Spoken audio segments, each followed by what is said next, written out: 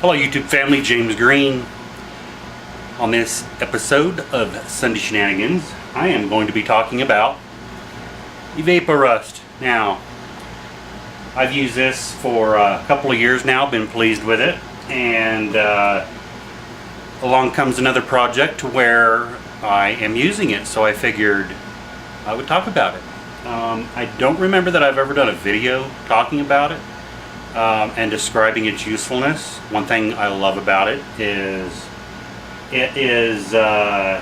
like it says, it's a super safe rust remover. Now, what we've been using it on, and I used it on one several years ago, or when I first started using it, was a little, and this wasn't a very expensive little revolver. It was one that a great uncle of mine had found, gosh, 30 years ago, laying on the side of the road. Anyway, he gave it to me a couple years ago, and it was a little, I want to say, I forget who was the manufacturer of it. Anyway, it was rusted. There wasn't any rounds or anything in it, but it was rusted, and there was some bluing left in some areas, other areas it wasn't. And I thought, okay, well, let me just go ahead and put it in there, because according to Evapo rust, it doesn't harm plastics, aluminum, all metals. It's good, it's safe.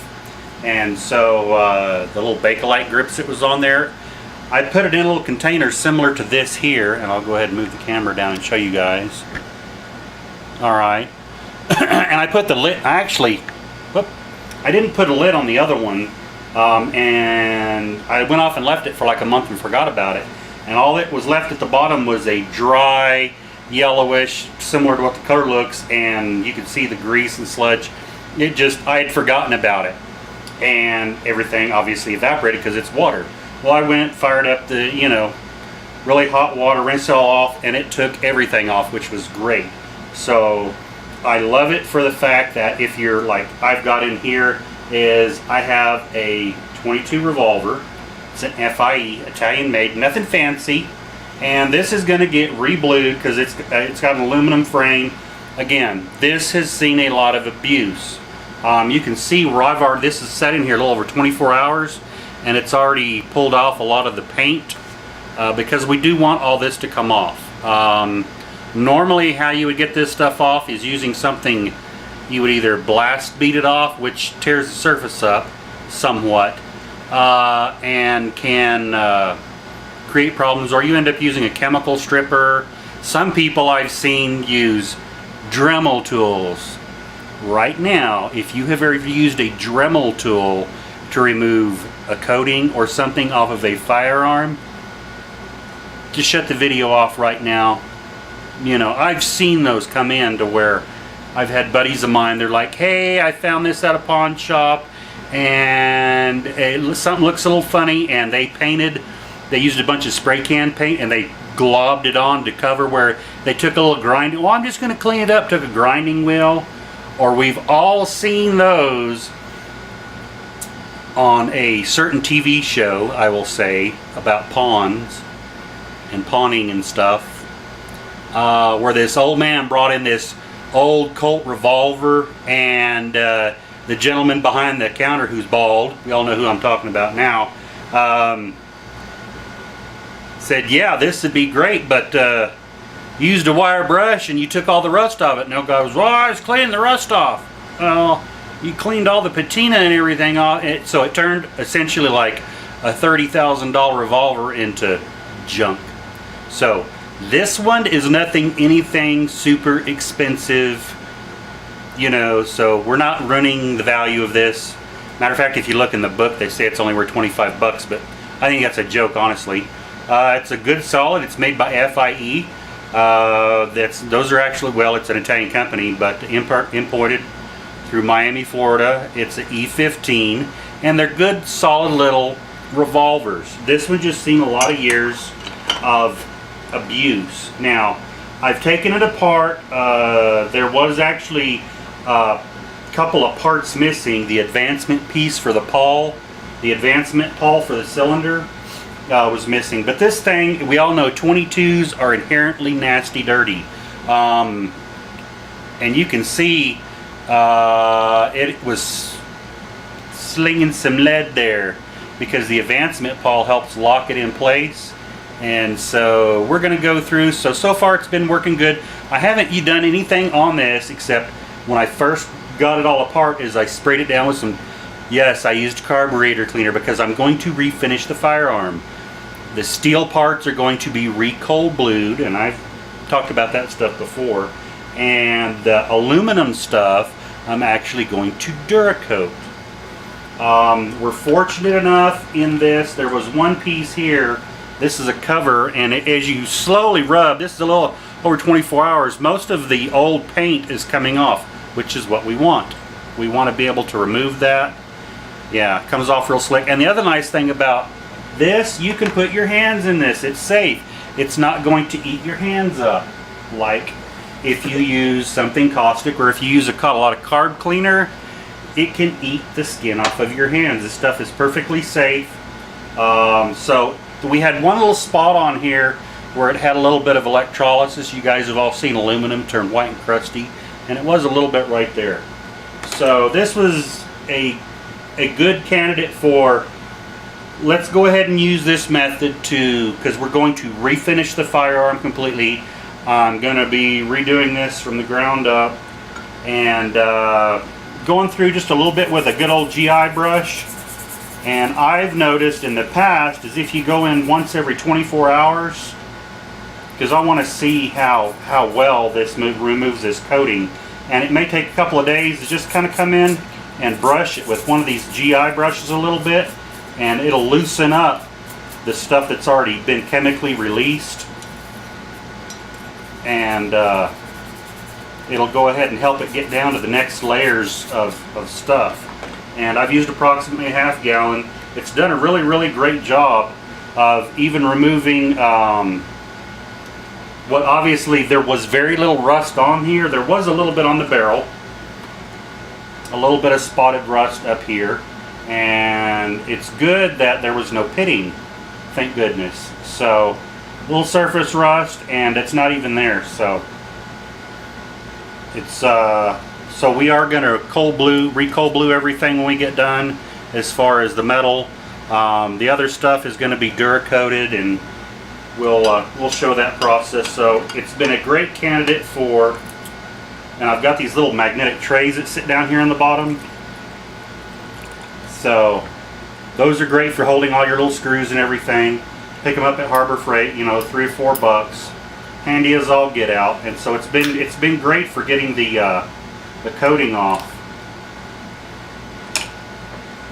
Like that hammer there, it's nice and black. You know, it's got it's blued actually, and it is pulling some of the bluing off. But like I said, this is going to get redone because it was rough looking. Here's a piece here that I haven't scrubbed yet. You can see it just kind of turns gray and slimy a little bit, but just a little bit of rubbing. I mean, you just rub it with your fingers and it just, stuff just comes right off. And so it just takes a little massaging with a toothbrush, or if you got one of these GI brushes. This is very easy on the material, and since this part here is half aluminum, half steel, it was aluminum cast around a steel pin, so you really have to be careful of, you know, anytime you go to use a wire wheel, which I have done at times to remove or loosen years ago before they had chemicals like this, and it wasn't the best in the world, but it did work. Again, you do want to leave a little bit of a rough surface because for the Duracoat, so it'll bond to it. But just going through here, it's even been pulling the lead off of here. I mean, this thing, we all know 22s are dirty. They don't clean up well or easy because 22 rimfire cartridges are dirty, especially semi-automatics. They are very dirty. So this has kind of been a quick, I wanted to show you guys and talk about it, and I'll post some more pictures on Instagram of the progress. I'll put these up here. See if you're dripping stuff. But So there you go. This stuff is approximately $20 to $25 a gallon. It's worth it. Using directions used at 65 degrees Fahrenheit or warmer. So if it's cold outside during winter, it's not going to work. And it tells you on there exactly, you know, pre-clean the items, which I always did. And you know, it tells you can even pour this in a for derusting the insides of gas tanks, and you know, got to make sure you rinse it out, obviously, really good. But it says on here, because I have people always ask, it says that it is safe on all metals, water soluble, pH neutral, reusable, biodegradable, non-toxic, and non-corrosive, ready to use. No acids, VOCs, fumes. Safe on skin and eyes. Removes rust to bare metal. Now, other YouTubers have used it before and talked about it. I've used it before, but I've never done a video on it. I know Adam Booth did a video here a while back where he had a bunch of milling cutters that he threw in there. And for best results, put a lid, which I've already set it over there still, but put a lid on your stuff. As long as you keep a lid on it and go and, you know, open it up every, you know, 12 hours or whatever to like burp it or let the fumes off, and go in there and kind of stir your parts. Now the only thing I've noticed, and I'm really careful about making sure I don't get corrosive chemicals on my hands. Used to years ago, and I know those of us that are out there, we're all guilty of it. How many times have we washed parts in gasoline or naphtha?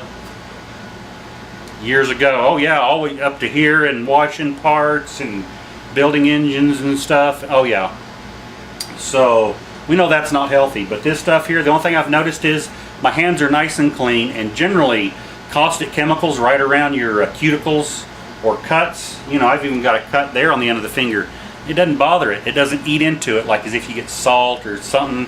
Or we all know if you get carb cleaner on that, we all know it's gonna, like, you're gonna burn. The stuff doesn't.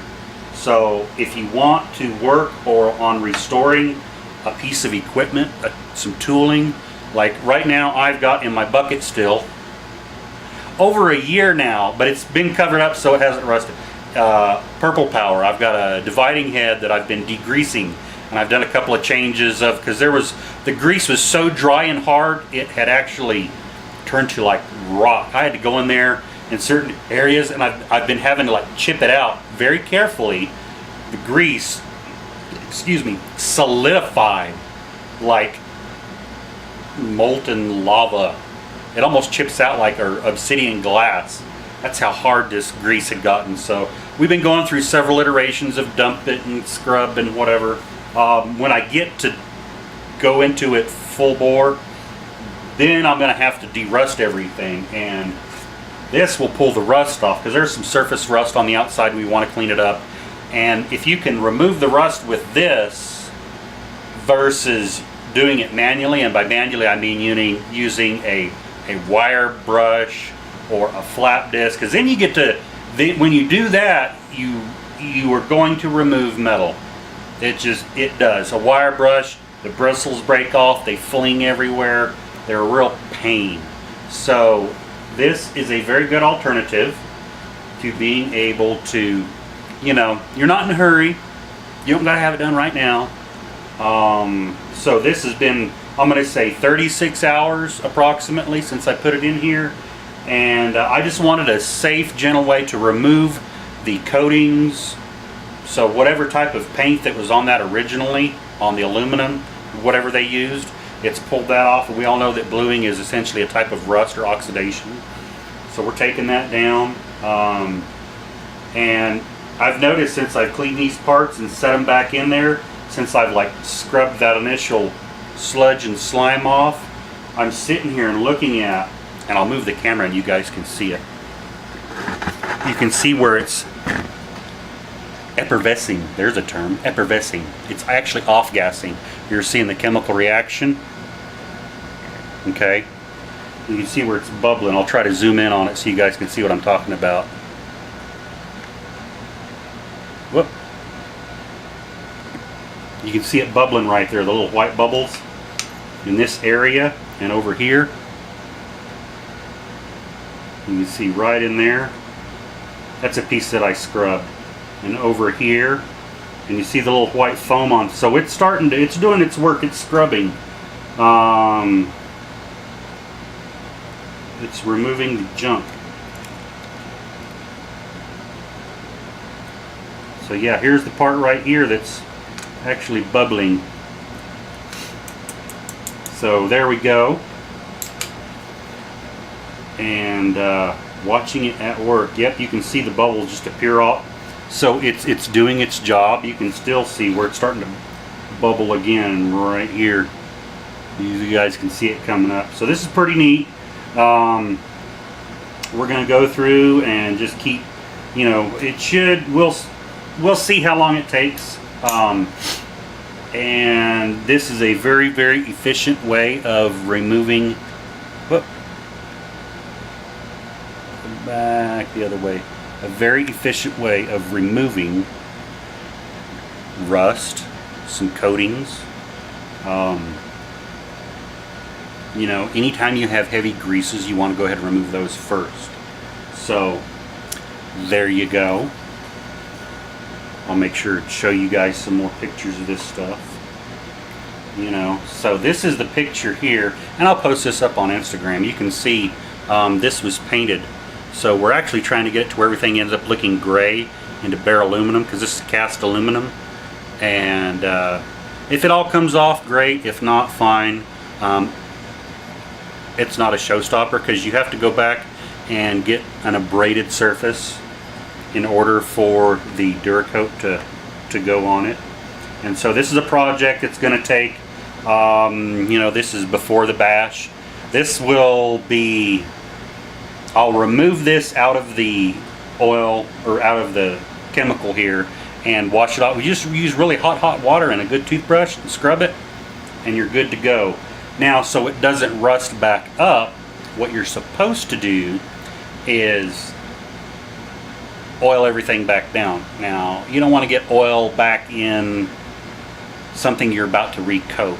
So what I'm going to do, and as long as it doesn't get air, you're good to go.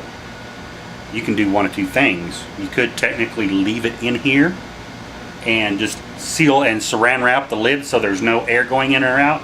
And as long as it's submerged below the level of the surface, you're good. It's not going to deteriorate parts away. Now, obviously, if you left them in for an extended period of time where the stuff couldn't evaporate off, I would imagine it would eventually, probably, chances are, deteriorate down to nothing. But we're not going to do that.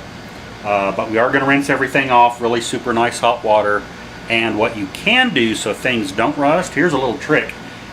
And you don't want them to soak in oil, because you're going to, you know, because then we have to go through the trouble of getting the oil back out of the, you know, and we don't want the oil, we want the greases and stuff off there. Yeah, we could go back and put them in like Purple Power or this, and you could do that. But we still need to degrease after here, and we haven't degreased. We did a pre, but not a post, to help make sure we get all the greases and everything boiled out. What I am going to do is I'm going to have another container like this, and I'm going to fill it up with Purple Power, and we're going to, just like this, we're going to leave it submerged. Purple Power will boil all the oils and greases out, which is what we want, and it's not caustic. Or I should say, it's not as caustic as a carburetor cleaner. It is caustic in a sense that it eats grease. So anyway, that's a little trick that you can do. Obviously, if we were gonna, you know, get right on this, we would pull it out, rinse it off in really, really hot water, prep everything. And one way I like to do is, if you're gonna pull it out and you're getting ready to clean, you know, hot water, clean it off, and then you need to dry it off to get the water out of the pores of the metal, you just take and gently heat it up with a hair dryer, you know, 100, 109 degrees, 109, not 90, 109, 110 degrees. Just warm it up, you know, hair dryer. And as long as it's or your body temperature or room temperature, you're good. You let it cool down, and then you can get on to, you know, if you have to hang anything on, because I like to hang my parts when I Duracoat them. I like to hang them from stainless steel wire. So that way, you know, you can just hang them on. You set up little, like a clothesline, you hang your parts and spray them. It's really handy. So there you go. I hope this has been helpful to everybody this week. And we're just kind of going through things. Now, I know everybody's looking at it because they've seen it in front of me here. I'll go ahead and show you guys, do an update real quick. So, get this out of the way. Bolt gun build. This is where we're at on the bolt gun build. So we have now completed the assembly of doing the machining and fitting in the magwell and the trigger. We have a Timony trigger, so we had to go in and do some machining to allow for the adjustment mechanism. We made the screws that go in here. I've talked about those. Those are slots so you can tighten or loosen it with a quarter. I've made on here, because this was just a little narrow piece here. So it's extended so you can reach forward, eject it with your hand. These are the pillars, and they're going to actually end up staying in the stock. I showed pictures of them. They're knurled and cleared, so those are going to be glass bed in the stock. There's actually going to be glass bed that goes all the way around this area here in the stock. We've made a recoil lug for it, okay? And we got the bolt knob, but I've got it off right now. And we've got an external, a fluted bolt housing. So the only thing that's stock on this is the bolt internals and the action, and then the nut, and then this. Everything else has been changed. Triggers changed. This is not the original. The screws were not the same. We built a bigger lug, and then obviously, you know, we talked about the barrel. It's 300 Win Mag, and so lots of stuff coming up. We've done a little work on this stock.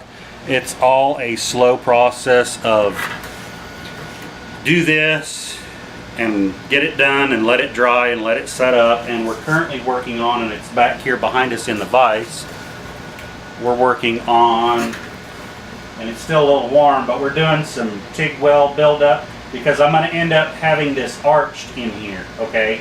So I'm doing a lot of, I guess if you will, metal sculpting, because I don't want rough angles. I want it to have a nice smooth contoured look, and it's going to be arched here in the middle. So it's a lot of process of weld, build up, and then you grind down and you work and you. Now we are going to coat this stuff. It's going to be all the stainless external hardware is going to be clear Duracoated. So that way you don't accidentally scratch anything, or it gives a clear protective surface to the metal. Everything else is going to be either black like you saw the trigger, or that tan color. That's what everything is. So it's all kind of, you know, we don't, every bit of this gun has been, okay, I don't like the way that looks, or actually it's not going to function, or, you know, 1,000,001 changes. But when we get done with it, you know, I think I'm probably one of the world's pickiest people when it comes to, I want it to function, you know, it do its job. First off, is it going to do the job and do it properly? That's the main thing. The next is, how does it look? Is it going to be aesthetically pleasing to the eyes? Now this is, I've kind of created my own monster here with this front bipod setup, but we've still got a lot of work to do on it. It's just one of those things. The reason we're building one is two reasons. Number one, the weight of the firearm, because it's a bench gun. It just won't, you can't, I could probably buy one on the market, but I didn't like them. I've seen them, I've looked at them, everyone's like, oh, get a Harris bipod, or, you know, wouldn't hold it. So I'm building this one so that way there's some adjustment in it. And the other thing is, because you guys have seen the muzzle brake on this, and it's put up there, there is weight in the front of this. Again, it's only a 300 Win Mag, and some people say only a 300 Win Mag. So yes, there was probably one available on the market that would hold it weight wise, but I wanted it to not just hold it, but to match everything else on the firearm. But also we're putting weight in this thing because we want more weight. Again, you're not going to be carrying this around up down the hill. You're carrying it from your vehicle to the bench, and it's a bench gun. So lots of stuff. So that's the whole process behind this. So we're adding a lot of weight into that. still letting it cool off, got the air conditioner running, so it's a lot of, you know, when we get done with it, y'all make sure and show you guys, and I'll do a whole, you know, 30-minute segment on the firearm when we're done with it. But there's an update. I hope you guys have enjoyed it. I know there wasn't any machining in this week's episode of Sunday Shenanigans. We're gearing up, getting ready to go to the summer bash. Really excited. I've been talking to a lot of people. It's phenomenal, you know, just gonna have a great time. I believe, if I'm not mistaken, double check with Stan. There will be a link down in the bottom of the video, Barzy Summer Bash. Get a hold of Stan Zakowski, find out. I'm not sure if all the slots are filled up, RSVP. Double check on Facebook, the Group Machining YouTube. You can hit contact Stan in there and find out, and he'll be able to let you know. So we're really excited getting together with our YouTubers again, and so gonna have a good time. I'm gonna be driving out from Albuquerque, so gonna have a good time and looking forward to meeting everybody out there again. I'm gonna be doing the Standards Granite Tour both Friday morning, Friday afternoon, and obviously all day Saturday I'm gonna be in charge of the trade tables, which is just basically make sure everybody has a table and we all have fun, and make sure you guys bring hydration. By hydration I mean water or Gatorade, and bring a lot of it. Last year was an issue because it was 100 plus.